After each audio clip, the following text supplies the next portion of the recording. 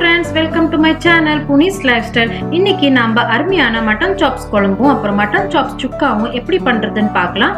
அதுக்கு முன்னாடி நம்ம சேனலை நீங்க ஃபர்ஸ்ட் டைம் பாக்குறீங்கன்னா லைக் பண்ணுங்க, ஷேர் பண்ணுங்க, கமெண்ட் பண்ணுங்க, சப்ஸ்கிரைப் பண்ணுங்க, மறக்காம பெல் ஐகானை கிளிக் பண்ணுங்க. வாங்க அதுக்கு தேவையான பொருட்கள் என்னென்னு பார்க்கலாம்.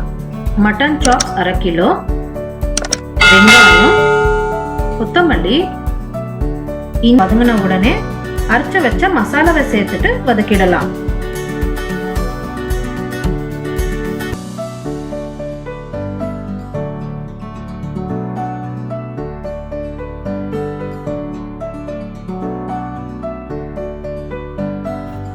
தேவையான அளவு தண்ணி சேர்த்துடலாம்.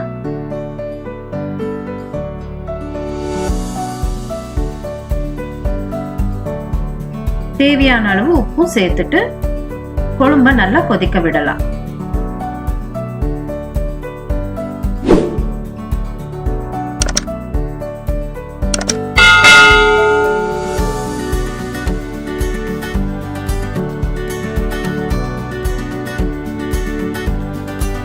அருமையான மட்டன் சாப்ஸ் குழம்பு ரெடி ஆயிடுச்சு.